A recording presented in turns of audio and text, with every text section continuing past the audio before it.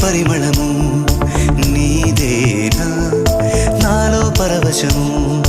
నిజమేనా బొండు మల్లి పువ్వు కన్నా తేలికగు నీ సోకు రెండు కళ్ళు మూసుకున్న